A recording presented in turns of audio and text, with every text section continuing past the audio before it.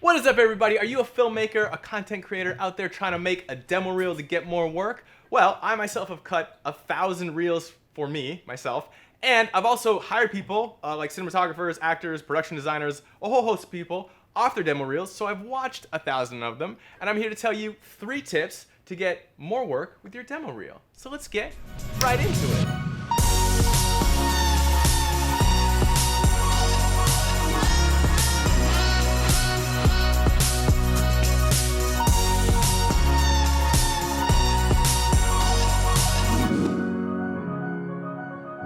Alright, my name is Walliser. I am a director in Los Angeles, known for the glam bot, but I've also done a bunch of other stuff, music videos with Katy Perry and Pink, and so on and so forth in my career. Anyway, so, filmmaker Kyle sent me this question on Instagram. I found it really interesting. I said, hey, that's a great question. Why don't I make a video about it? Hey Cole, my name is Kyle. I'm a big fan of your work, love the glam bots, especially love the hair and all your other content.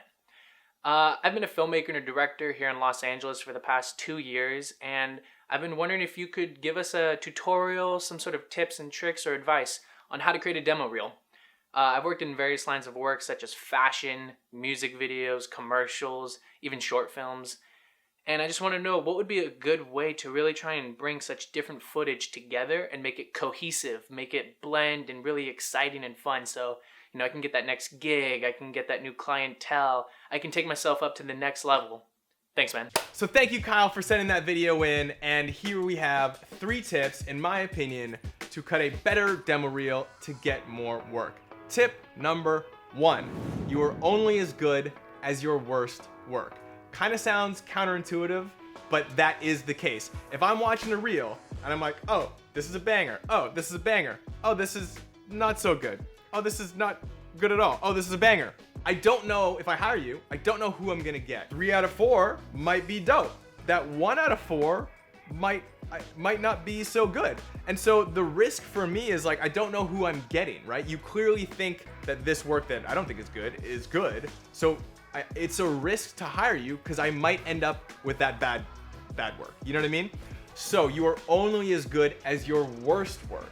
So with that in mind, cut all that stuff out. I think it's super important to, as they say, kill your babies in the film industry. Stuff that is sentimental to you, you feel closely to, you appreciate, you love this bit of work.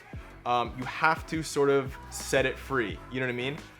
And let it go be whatever it's gonna be, because that necessarily isn't serving you in your reel. And the whole point of cutting a reel is to get more work. Whatever it was, it doesn't matter. If it doesn't stand out with the rest of your work, get rid of it. You're only as good as your worst work. Sucks, but that's the way it is. Tip number 2, style and tone are everything. At some point when you're sending your reel out and you're trying to get more work, quality and technical ability kind of just levels out. There's no like, oh, this person's exposure is way better than this person's. It's just like, it's all kind of the same.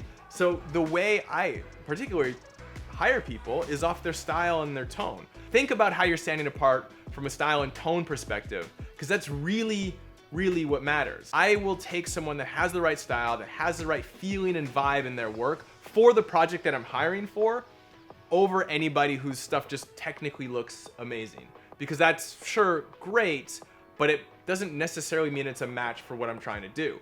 I would also say that style and tone are a thing that really help you stand out. Anything you can kind of put in your reel to make it stand out stylistically is super valuable. It's good to be good, but it's better to be different. Think about what kind of things are unique, different about what you're doing, and highlight those early in the reel. Show someone from the start that you stand out. Which leads me to my 3rd tip, which is keep it short and sweet. Ain't nobody got time to be watching 3-minute reels of your work. I hate to say it, we don't care. When you are putting together a reel, you have to think you're putting it together for someone who's gonna sit down and watch 10 of them, who probably doesn't wanna watch any of them. So why is someone gonna continue to watch from minute 2 to 3 in a reel? It's like they get the idea. 60 seconds, 90 seconds. If you can get your reel under 2 minutes, like perfect.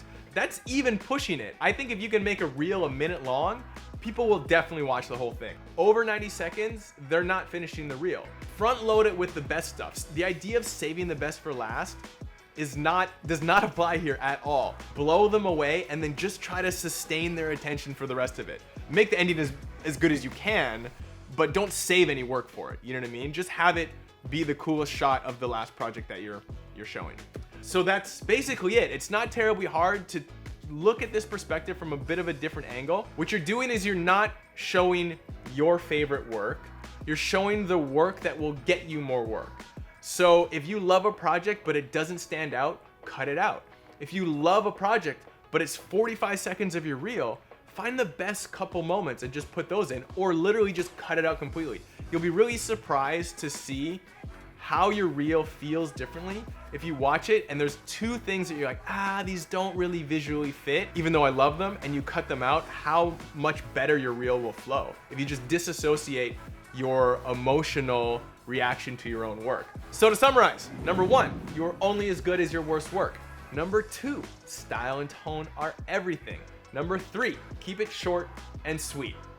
If you follow those 3 rules, I guarantee you'll have a much better reel and a much better chance of getting more work. I kind of think that you will get more work. If you guys want to see my current reel, which is kind of old, I'll put it below. Actually, you know what I'm going to do? I think a bunch of my reels are online. So I'm going to put a list of all my reels in the comments below. And what you can do, if you're very dedicated, you by all means don't have to, you can watch the reels sort of in order and you can see projects that drop off. Because there's definitely been moments where I'm like, ooh, I love this thing, but it doesn't fit in my new reel and it's gotta go. Just keep the absolute best. Keep it short, make it look amazing. Do whatever you can to stand out. And those are my tips. All right, if you guys have any more suggestions, I am happy to answer filmmaking and other advice questions on here. Write them down below, send me a message on Instagram. Yeah, I gotta start cutting my own reel. Hit that subscribe button, hit that bell. We got plenty more content coming. I'll see you guys next time. All right, cool, and peace.